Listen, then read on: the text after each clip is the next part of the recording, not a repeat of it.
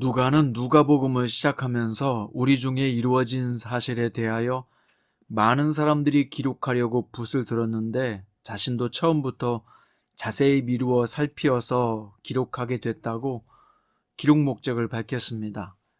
의사로 알려진 누가가 미루어서 살피면서 자세히 기록한 예수님의 출생과 공생의 사역, 십자가의 죽으심과 부활 사건은 생생하게 2000년이 지난 지금에도 성도의 마음에 심금을 울리며 감동과 은혜를 주고 있습니다. 오늘은 누가복음의 마지막 장, 마지막 내용입니다. 오늘 본문은 누가복음 24장 44절부터 53절이고요. 44절부터 49절까지 읽겠습니다.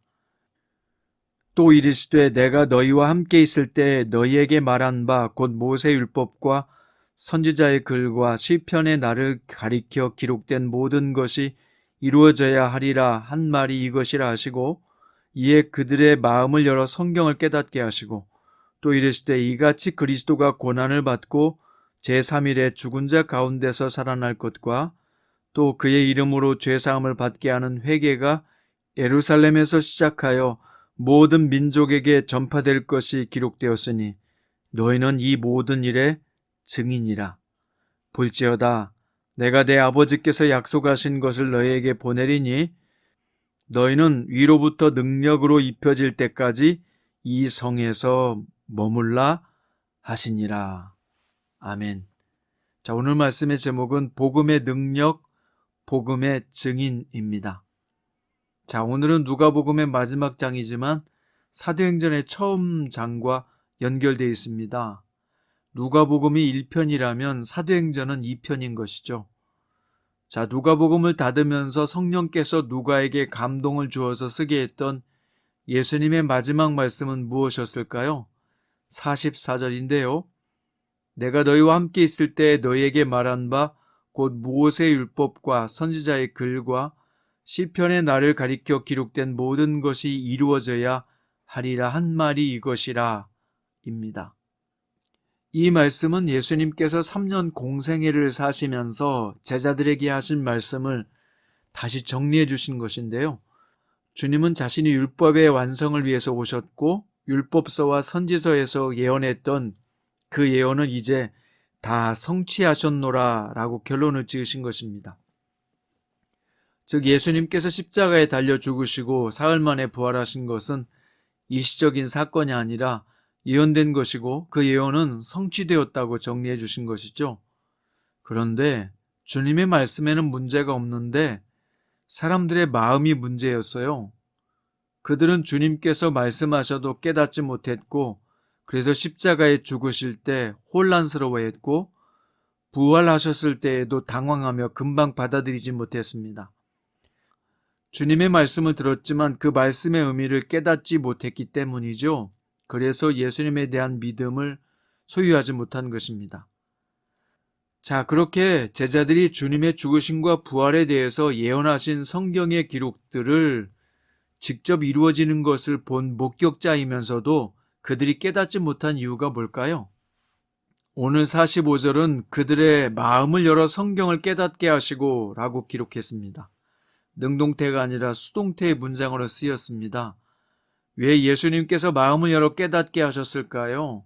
성경은 성령의 감동으로 기록된 말씀으로서 성령의 감동 없이는 그 뜻을 깨달을 수 없기 때문입니다.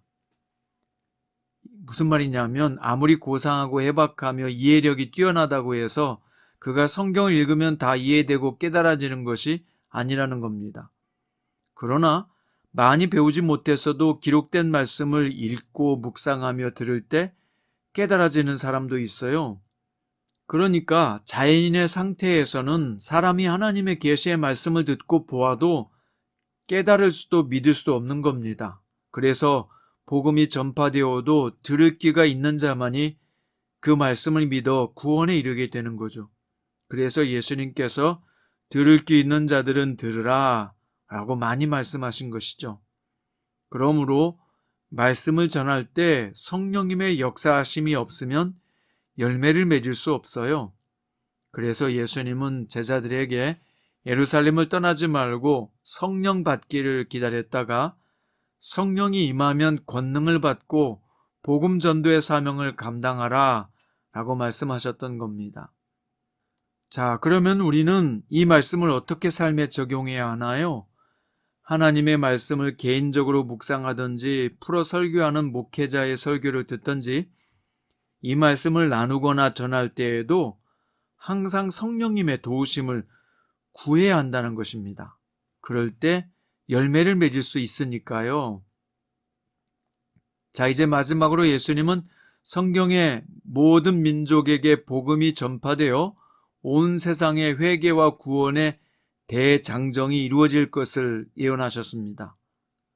중요한 것은 뭐냐? 너희가 이 일의 증인이라 라고 하신 것입니다. 구원의 복음을 증거하는 일은 제자들의 헌신과 수고를 통해서 이루어진다는 것이죠. 하나님이 다 알아서 하는 사역이 아니라 우리 성도들을 복음을 위한 동역자로 일꾼으로 부르셨다는 것을 말씀하신 것입니다. 그 시작은 어디일까요? 예루살렘이죠. 예루살렘에서 성령이 임함으로 복음이 전해지기 시작하고 결국 모든 민족에게 구원이 임할 것을 예고하신 것입니다.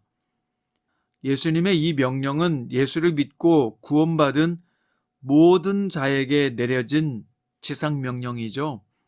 우리는 그 지상명령을 수종들어야 될 복음의 증인입니다.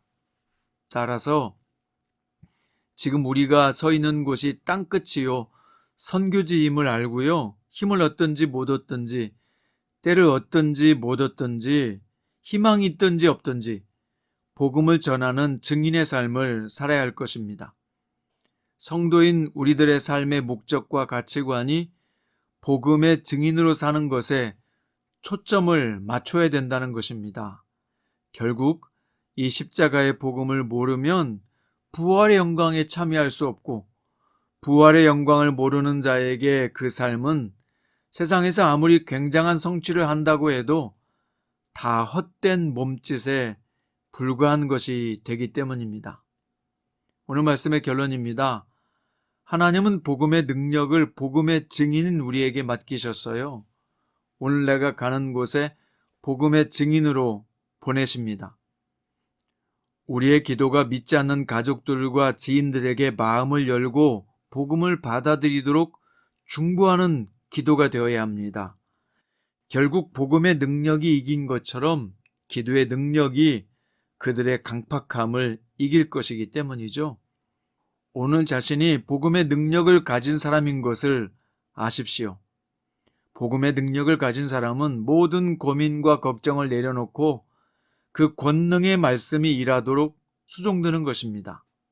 복음의 능력을 가졌으므로 복음을 전하시는 성도로 사시기를 바랍니다. 우리가 음식점도 좋았으면 가보라고 소개하는데 저 영원한 천국을 소개하는 일에 게으를 수 있겠습니까? 우리의 직장과 사업, 우리의 재능과 은사가 복음 전하는 일에 유용하게 쓰여질 수 있다면 그보다 더한 영광은 없습니다. 이 귀한 일에 우리 모두 쓰여지길 바랍니다. 복음의 능력을 가진 자답게 담대하십시오. 기도드립니다. 복음의 능력은 복음의 증인을 통해서 전파됩니다. 주님, 오늘 복음을 가진 자는 세상을 다 가진 자보다 위대하다는 것을 믿습니다. 복음의 능력을 가진 자로 생각하고 기도하고 행동하게 하시고 복음의 증인으로 살 수 있도록 우리 마음을 강하게 해주세요. 복음의 증인으로 살 수 있도록 구원받기 위해서 예비된 영혼을 연결시켜 주시고 그들에게 할 말을 가르쳐 주세요. 오늘 또 복음을 전하여 열매 맺도록 성령님께서 역사해 주시옵기를 바랍니다. 살아계신 예수님의 이름으로 기도드립니다.